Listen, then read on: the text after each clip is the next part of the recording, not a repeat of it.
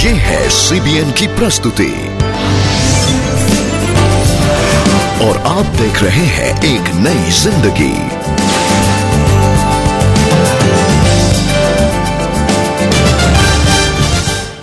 आज एक नई जिंदगी में रत्ना की टीबी एक अजब निर्णय से ठीक हुई। रीता के बच्चों का मुफ्त इलाज किया CBN ने और टीबी से पीड़ित लोगों के लिए खास प्रार्थना। असतो मा सद्गमय तमसो मा ज्योतिर्गमय जयते जयते मम भारत जयते। नमस्कार, मैं हूं आपके साथ आपका होस्ट समीर। नमस्कार दोस्तों, मैं हूं नीतू और हम दोनों आपका स्वागत करते हैं एक नई जिंदगी में। नीतू, पता है कि टीबी का नाम आज भी दबे हुए शब्दों में लिया जाता है। टीबी से लोग बहुत डरते हैं, लोग भाग जाते हैं जब वो सुनते हैं टीबी के बारे में। गांव-गांव में अब भी टीबी एक बहुत ही खतरनाक बीमारी समझी जाती है। आज हम टीबी को रत्ना कुमारी के नजरिए से देखेंगे। टीबी के कारण रत्ना कुमारी का जीवन बर्दाश्त से बाहर था और उससे भी ज्यादा खौफनाक बात थी मौत का डर। अब इस स्थिति में जहां वो जिंदगी और मौत के बीच में झूल रही थी, सोचिए उसके जीवन में क्या बीत रहा था। लेकिन कुछ ऐसा हुआ, कुछ असंभव हुआ, जिसने उसको सिर्फ जीवन ही नहीं दिया लेकिन अनंत जीवन के लिए रास्ता दिखा दिया। ऐसा कोई भी दिन नहीं गुजरता था जब 26 साल की रत्ना कुमारी गुस्से में दांत नहीं पीसती, चीजें उठाकर नहीं पटकती और मौत के डर से त्रस्त नहीं रहती थीं। वो हड्डी की टीबी से ग्रस्त थीं।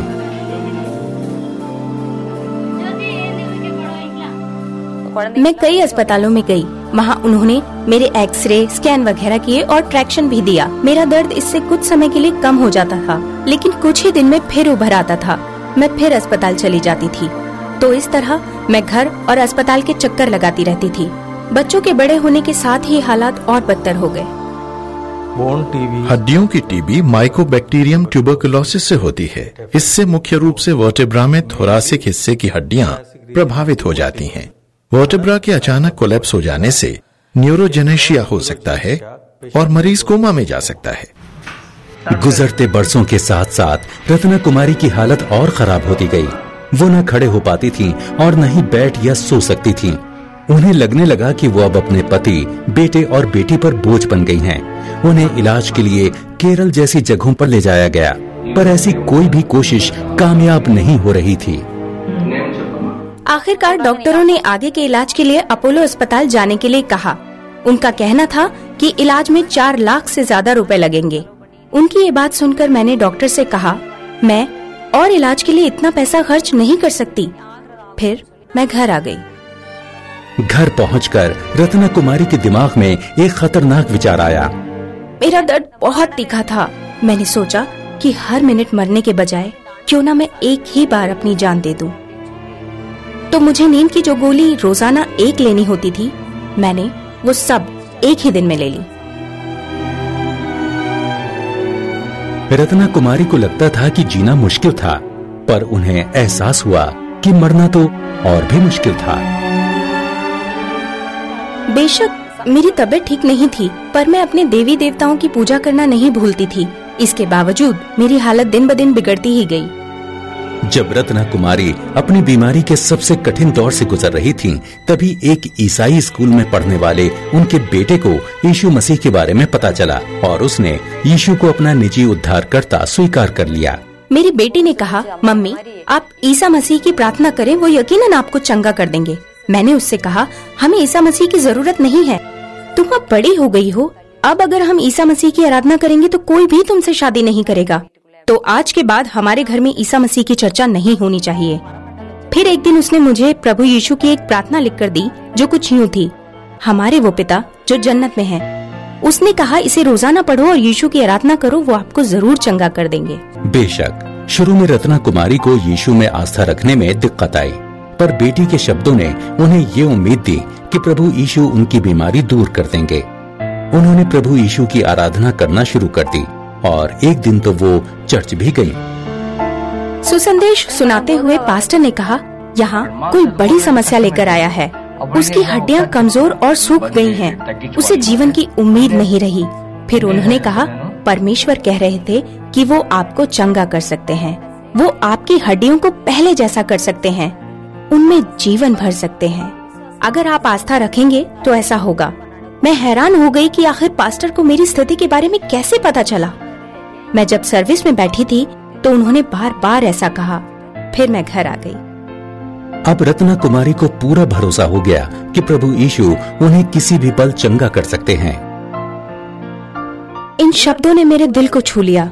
मैंने परमेश्वर से कहा, अगर आप मुझे चंगा करना चाहते हैं तो ऐसा करें या फिर मेरी जान ले लें। रत्ना कुमारी अपनी चंगाई के लिए 6 घंटे से भी ज्यादा समय तक प्रभु यीशु को गुहार लगाती रहीं, प्रार्थना करती रहीं और फिर उन्होंने अपना जीवन बदल देने वाला एक फैसला किया। कोई भी डॉक्टर मेरा इलाज करने को तैयार नहीं था। अब आप ही मेरे दैवी डॉक्टर बनिए। अब से मैं किसी डॉक्टर के पास नहीं जाऊंगी। मेरा इलाज अब कोई नहीं करेगा। मैं कोई दवाई भी नहीं लूंगी। प्रभु यीशु, अब आप ही मुझे चंगा करें, वरना आप मेरा जीवन हर लें। मैंने अपनी सारी दवाइयाँ फेंक दी। कुछ ही दिनों में रत्ना कुमारी को अपने शरीर में फिर वही पुरानी शक्ति लौटती महसूस हुई और उनका मन खुशी से भर गया। जब भी मैं प्रार्थना करती हूँ, ईश्वर मुझे फिर से अपना काम करने के योग्य बना देते हैं। शुरू में मैं बाइबल को भी नहीं थाम पाती थी, पर अब मैं उन्हीं हाथों से पीने का पानी भी ले लेती हूँ। मैं अब लंबी लंबी दूरियों तक पानी के कई बर्तन उठा लेती हूँ। 1 साल के अंदर ही रत्ना कुमारी की हड्डियों की टीबी पूरी तरह से ठीक हो गई।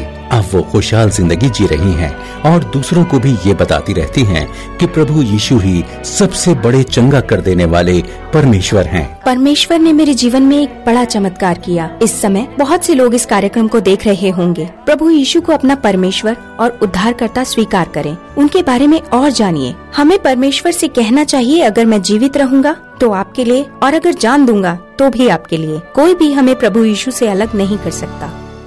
आज हम सिर्फ रत्ना कुमारी के बारे में ही नहीं बात करेंगे, लेकिन टीबी से पीड़ित हर एक मनुष्य के लिए जो ये कार्यक्रम देख रहा है, उसके लिए प्रार्थना भी करेंगे। जब यीशु मसीह इस धरती पे चल रहे थे तो कई बीमार व्यक्ति यीशु के पास आते थे। इनमें से कुछ कुष्ठ रोगी थे, अलग अलग किस्म की बीमारी लेकर उनके पास आते थे। ऐसे लोगों को दुनिया ठुकरा रही थी, वो रिजेक्टेड थे, लेकिन यीशु ने उन्हें करीब लिया, अपनाया और उन्हें चंगा किया। आज भी टीबी से पीड़ित लोगों को लोग उस नजरिए से देखते हैं, लेकिन यीशु आपको स्वीकार करता है, आपको अपनाता है और वो आपको चंगा भी कर सकता है। And most importantly my friends, सिर्फ हीलिंग ही नहीं, लेकिन आप उस हीलर को जानिए। आज आपके पास ये अपॉर्चुनिटी है, ये मौका है जिसमें आप प्रभु यीशु को अपने जीवन में आमंत्रित कर सकते हैं। जब आप उस आत्मिक चंगाई को पाएंगे तो आपकी शारीरिक चंगाई परमेश्वर आपको आपके विश्वास के अनुसार खुद ही दे देंगे। क्यों ना आज आप उस परमेश्वर को जाने और अपने जीवन में मांगे। भाई, क्यों ना हम अपने दर्शकों के लिए प्रार्थना करें ताकि वो परमेश्वर को जाने और परमेश्वर को अपने जीवन में बुलाएं। परमेश्वर के वचन में लिखा है कि गॉड ने कहा है, I am the God who heels you, I am your healer. परमेश्वर कहता है, मैं चंगाई देने वाला परमेश्वर हूं। इसलिए परमेश्वर चाहता है कि हम उसके पास आएं, क्योंकि चंगाई उसकी ओर से आती है। आत्मिक चंगाई, शारीरिक चंगाई, सारी चीज परमेश्वर की ओर से आती है। हम आपके लिए प्रार्थना करेंगे कि आप भी उस चंगाई को चखेंगे। आइए हम प्रार्थना करें। परमेश्वर, इस समय हम आपके पास आते हैं। खासकर उन लोगों के लिए हम प्रार्थना करते हैं जो टीबी की बीमारी से और अलग अलग बीमारियों से गुजर रहे हैं, और उनके हृदय में प्रभु उनको लगता है कि लोग उन्हें ठुकरा रहे हैं, लोग उनके करीब नहीं है। प्रभु, हम मांगते हैं कि ऐसा ना हो। हम मांगते हैं कि तेरे प्रेम से तू आके उन्हें छुएगा प्रभु, और हर एक व्यक्ति जानेगा कि यीशु मसीह तू सच्चा परमेश्वर है, तू प्रेम का परमेश्वर है, तू स्वीकार करने वाला परमेश्वर है। हम मांगते हैं इस समय कि हर घर में सच्चा प्रेम हो, भले कोई बीमारी हो या ना हो, सच्चा प्रेम हर एक घर में हो। यीशु मसीह, हम तेरे नाम से प्रार्थना करते हैं, आमेन। आमेन। दोस्तों, जैसे कि भाई समीर ने बताया कि हमारा परमेश्वर एक भला परमेश्वर है और परमेश्वर हमें चंगा करने में इंटरेस्टेड है। हम आपके लिए लाए हैं God is a good God. ये आपके लिए हिंदी और इंग्लिश में अवेलेबल है। इसको पाने के लिए आप हमसे जल्द ही संपर्क कीजिए। हो सकता है कि परमेश्वर ने आपकी जिंदगी में भी एक बड़ा चमत्कार किया हो, चंगाई लाई हो। अगर आपका कोई ऐसा अनुभव है तो हम चाहेंगे आप अपनी कहानी हम तक लेकर आइए। हम आपकी कहानी दूसरों को बताना चाहेंगे ताकि दूसरे लोग प्रोत्साहन पाएं। जरूर हमसे संपर्क कीजिए। लेकिन अभी समय है एक छोटे से ब्रेक का। आप कहीं मत जाएगा, हम लौटेंगे इस ब्रेक के बाद। ब्रेक के बाद सीबीएन ने रीता के बच्चों का मुफ्त इलाज किया। ब्रेक के बाद आपका स्वागत है और आप देख रहे हैं एक नई जिंदगी। अक्सर देखा जाता है कि जब बच्चे बीमार होते हैं तो माता पिता खुद ही बहुत परेशान हो जाते हैं। वो इसलिए कि या तो अप्रोप्रिएट दवाइयां बच्चों को दी जाए, अगर उससे भी फायदा नहीं हो रहा तो डॉक्टर्स के चक्कर काटने पड़ते हैं। लेकिन जरा उन माँ बाप के बारे में सोचिए जो अपने बच्चों को ये बेसिक नेसेसिटी जैसी चीज भी नहीं दे सकते, यानी कि डॉक्टर्स का खर्चा नहीं उठा सकते और ना ही उन्हें एक अच्छा पोषण दे सकते हैं। रीता अपने बच्चे को पाल तो रही है, लेकिन सही तरीके से नहीं पाल पा रही। रीता अपने बच्चों के साथ बस्ती में रह रही है। वहां उनकी बीमारियों का इलाज करने वाला कोई नहीं है, ना ही रीता के पास इलाज कराने के पैसे हैं। ऐसे में कोई है जिन्होंने उनकी मदद की। देखना चाहेंगे कौन? चलिए मिलकर देखें। मेरा नाम रीता है। मेरे 6 बच्चे हैं, 4 लड़कियां और 2 लड़के। रीता एक व्यस्त माँ है। वो एक गृहिणी है और पूरे समय घर पर ही रहती हैं। उनके पति काम पर जाते हैं और रीता का समय अपने बच्चों की देखरेख में बीतता है। उनके सभी बच्चे 10 साल से कम उम्र के हैं। इनके डैडी दिहाड़ी मजदूरी करते हैं, उनकी कमाई से ही घर चलता है। रीता के पति की आमदनी बेहद मामूली है, जिससे परिवार के लिए भोजन भी बड़ी मुश्किल से जुट पाता है। वो लोग एक गरीब बस्ती में रहते हैं, जहाँ साफ पानी और सफाई भी मुहैया नहीं है। ऐसे में रीता को अपने बच्चों की सेहत की चिंता बहुत सताती है। कोई ना कोई बीमार पड़ ही जाता है। एक ठीक होता है तो दूसरे की तबीयत बिगड़ जाती है। कभी उनको दस्त होने लगते हैं, कभी उल्टियाँ, कभी कुछ या कभी कुछ और मुझे सफाई करनी पड़ती है और उनकी देखभाल भी। उनके 3 बच्चों को पूरे 1 सप्ताह तक तेज बुखार रहा। वो बहुत लाचारगी महसूस कर रही थीं। वो उन्हें कुछ गोलियां ही दे पाईं, लेकिन उनसे बच्चों का बुखार नहीं उतरा। वो सोच रही थीं कि काश वो बच्चों को किसी डॉक्टर को दिखा पाती। कभी हम दवाइयाँ खरीद सकते हैं और कभी नहीं। जब पैसे नहीं होते हैं तब हम उन्हें नहीं खरीद पाते। लाचार रीता के पास न कोई विकल्प था और न ही पैसा। उन्हें समझ नहीं आ रहा था कि क्या किया जाए। फिर एक पड़ोसी ने उन्हें ऑपरेशन ब्लेसिंग के बारे में बताया। सीबीएन ने रीता की बस्ती में ही एक मुफ्त मेडिकल कैंप का आयोजन करने के लिए ऑपरेशन ब्लेसिंग की टीम को भेजा था। मुझे अच्छा लगा, मैं बच्चों के लिए वहाँ से दवाइयाँ ला सकती हूँ। डॉक्टर ने रीता के सभी 3 बच्चों की जांच की। उनके बच्चे इस सब को लेकर बहुत उत्सुक थे, क्योंकि कोई डॉक्टर पहली बार उनकी जांच कर रहा था। जांच से पता चला कि रीता के बच्चों को संक्रमण था, लिहाजा डॉक्टर ने बिना पैसा लिए उनके सभी बच्चों के लिए जरूरी दवाइयाँ दी। डॉक्टर ने रीता से भी बात की। उन्होंने मुझे सफाई के बारे में बताया। उन्होंने कहा बच्चों को सफाई से रखें और कहा कि खांसते समय वो अपने मुंह को हाथों से ढक लें। साथ ही वो एक ही थाली में खाना ना खाएं। रीता बड़ी उम्मीद के साथ मेडिकल कैंप से रुखसत हुई। वो जानती थीं कि अब उनके बच्चों की सेहत ठीक हो जाएगी। हमारे बच्चे जल्दी ठीक होकर खेले कूदें। वो बहुत शुक्रगुजार हैं कि उनके परिवार का इलाज हुआ। उनको हम धन्यवाद करते हैं। वो जानती हैं कि अब उनके बच्चों का भविष्य बेहतर और सेहतमंद होगा। अभी आपने देखा किस तरह सीबीएन ने मुफ्त इलाज कैंप लगाया और रीता की जिंदगी में आशीष आई। इसी तरह मेडिकल कैंप्स सीबीएन अलग अलग जगहों पे चला रहा है, कुएं खोद रहा है, शिक्षा दे रहा है, अलग अलग जरूरतमंदों की सेवा सीबीएन की टीम कर रही है। और सच मानिए दोस्तों, ये सब काम अकेले मुमकिन नहीं है। हम खास तौर पर धन्यवाद करना चाहते हैं उन सब सहभागियों का जो हमारे साथ जुड़ते हैं ताकि ये बड़े बड़े काम मुमकिन हो सके। आप में से जो लोग अभी तक हमारे सहभागी नहीं हुए हैं, हम आपको एनकरेज करना चाहते हैं कि आप हमारे साथ जुड़िए। आप नहीं जानते कि आपके द्वारा भेजी गई छोटी या बड़ी भेंट बहुत है रीटा जैसे बेसहारा लोगों की मदद करने के लिए। आप अपना अनुदान हमें चेक, डीडी या मनी ऑर्डर के द्वारा सीबीएन फाउंडेशन के नाम पर भेज सकते हैं। हमारा पता है CBN foundation, peach tree complex, 3rd floor, block C, Sushant Lok 1, Gurgaon, Delhi NCR 122009, India. Online donations के लिए हमारा पता है www.cbnindia.tv। तो देर किस बात की? क्या आप नहीं चाहते कि आपकी आशीष दूसरों तक पहुंचे, उन बेसहारा लोगों तक पहुंचे जिन्हें उसकी जरूरत है, और आपके लिए और उनके लिए आशीष का कारण बने? अभी समय है एक छोटे से ब्रेक का। कहीं जाइएगा नहीं, हम आपसे फिर मिलेंगे इस ब्रेक के बाद। ब्रेक के बाद ट्यूबरकुलोसिस के खिलाफ लोगों के लिए प्रार्थना करेंगे।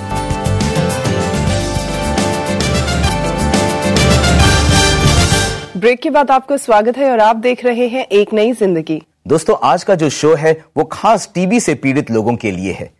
भारत में लगभग 15 लाख लोग टीबी इस बीमारी से पीड़ित हैं। WHO वर्ल्ड हेल्थ ऑर्गेनाइजेशन के मुताबिक विश्व भर में सबसे ज्यादा टीबी पीड़ित जो पेशेंट हैं वो भारत में हैं। और आज हम चाहते हैं कि इस खतरनाक बीमारी के विरोध हम प्रार्थना करें। दोस्तों, जैसे कि हमने आपको पिछले हफ्ते बताया था कि आज एक स्पेशल डे है, क्योंकि जैसे भाई ने बताया कि टीबी के अगेंस्ट हम प्रार्थना करने जा रहे हैं।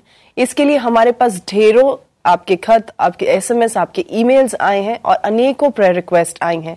हम आप सब के लिए प्रार्थना करना चाहते हैं और साथ ही साथ हम आपको बता दें कि आपके टेलीविजन स्क्रीन पर जो नाम रोल हो रहे हैं उनके लिए भी लगातार प्रार्थनाएं की जा रही हैं। आइए प्रार्थना करते हैं। हो सकता है आज आप या आपका कोई जानने वाला इस बीमारी से ग्रसित हो, तो उसे ध्यान में रखकर आप इस प्रार्थना को हमारे साथ करिए। आइए। हे जिंदा खुदावंद प्रभु, इस समय हम आपकी पवित्र और पाक हुजूरी में आते हैं।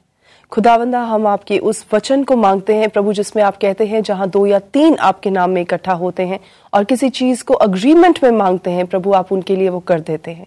प्रभु, इस समय मैं और भाई समीर खुदावंदा तमाम उन दर्शकों के लिए प्रभु जो टीबी से ग्रसित है उनके लिए प्रार्थना करते हैं। खुदावंद प्रभु, होने दीजिए कि आप इस बीमारी को उनके जीवन से जड़ से दूर कर दीजिए और प्रभु ये बीमारी कभी भी उनके जीवन में ना आने पाए।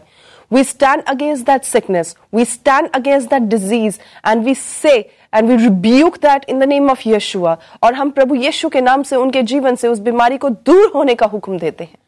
खुदावंद, इस समय हम आपकी चंगाई उनके जीवन में रिलीज करते हैं। आज जो जो जन आप पे विश्वास कर रहा है प्रभु, हम उसको आपकी चंगाई देते हैं, क्योंकि प्रभु चंगा करने वाले परमेश्वर आप हैं खुदावंदा। और होने दीजिए प्रभु, आप अपने वायदे के अनुसार उनको चंगा करें और उनके जीवन में प्रभु फिर से उसको ज्यों का त्यों कर दीजिए। सारी महिमा हम आपके नाम को देते हैं। खुदावंद यीशु मसीह के नाम से मांगते हैं, आमीन। आमीन। दोस्तों, आज हमने देखा कि परमेश्वर चंगा करने वाला परमेश्वर है। चंगाई उसकी ओर से आती है। इसलिए जब हम प्रार्थना करते हैं, हम आपको प्रोत्साहन करना चाहते हैं कि आप अगर यीशु में विश्वास करते हैं तो आप प्रार्थना कर सकते हैं।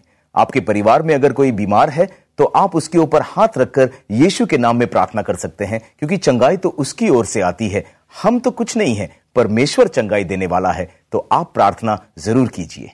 जी बिल्कुल, जैसे भाई ने कहा कि चंगा करने वाला परमेश्वर है, उसके सामने अपने प्रार्थना निवेदन रखिए। अगले फ्राइडे को हम प्रार्थना करेंगे खास तौर पर उन कपल्स के लिए जिनके पास बच्चे की आशीष नहीं है, निसंतान कपल्स के लिए, यानी कि चाइल्डलेस कपल्स के लिए। आप अपने प्रार्थना निवेदन हमें भेज सकते हैं, क्योंकि पूरा हफ्ता आपके लिए प्रार्थना होगी और स्पेशली फ्राइडे को इस शो पर आपके लिए प्रार्थना की जाएगी। आज आपने देखा कि परमेश्वर का वचन कहता है कि परमेश्वर चंगाई देता है। उसके वचन में बड़ा सामर्थ है। हम चाहते हैं कि आप उस वचन को सुनिए, आप उस वचन को महसूस कीजिए, पढ़िए, अपने हृदय में बसा लीजिए और आप अपने विश्वास में मजबूत होंगे। आइए आज इस वचन को हम देखें। मैं प्रार्थना करता हूँ क्योंकि मुझे मिलते हैं दया और अनुग्रह, मुझे मिलता है आश्रय, मुझे मिलती है शांति, मुझे प्रार्थना में मिलती है शक्ति और सबसे अहम बात, मैं खुद को पाता हूँ परमेश्वर के निकट। और संकट के दिन मुझे पुकार, मैं तुझे छुड़ाऊंगा और तू मेरी महिमा करने पाएगा। जी, अगर आप इस सामर्थी परमेश्वर के बारे में जानना चाहते हैं तो आप हमसे संपर्क करते समय एक नई जिंदगी का ये न्यूज़लेटर मंगवा सकते हैं। इसमें उन लोगों की कहानियां हैं, उन लोगों की गवाहियां हैं जिन्हें परमेश्वर ने छुआ अपनी सामर्थ के साथ और उनके जीवन में गवाहियां बन गई। आप अपनी हिंदी और इंग्लिश में ये कॉपी मंगवा सकते हैं। हिंदी में पाने के लिए NH और इंग्लिश में पाने के लिए NE टाइप करके अपने नाम और पूरे पते के साथ आप हमें इस टेलीफोन नंबर पर भेज दीजिए। आज हमने देखा किस तरह परमेश्वर रत्ना और रीता दोनों की जिंदगी में आकर आशीष लेकर आया। दोस्तों, हम आपको ये बताना चाहते हैं कि जैसे आप इस कार्यक्रम को रोज देख रहे हैं, आप सुन रहे हैं, आपके विश्वास बढ़ रहे हैं, हम चाहते हैं कि आप जानें कि इस कार्यक्रम के द्वारा ये जो परमेश्वर का जो वचन है, परमेश्वर का जो प्रेम है, आपके हृदयों को छू रहा है। इसे लगातार देखते रहिए, क्योंकि आपकी भी एक गवाही होगी जो परमेश्वर आपकी जिंदगी में आशीष देगा। और इसी के साथ हमारे आज के इस कार्यक्रम का समय समाप्त होता है, लेकिन जाने से पहले हम आपके लिए लाए हैं बेनी प्रसाद की ये सुंदर प्रस्तुति। आप इसको सुनिए और हमें इजाजत दीजिए। हम दोबारा आपसे मिलेंगे इसी कार्यक्रम पर जिसका नाम है एक नई जिंदगी। तब तक के लिए गॉड ब्लेस यू ऑल। जय मसीह की।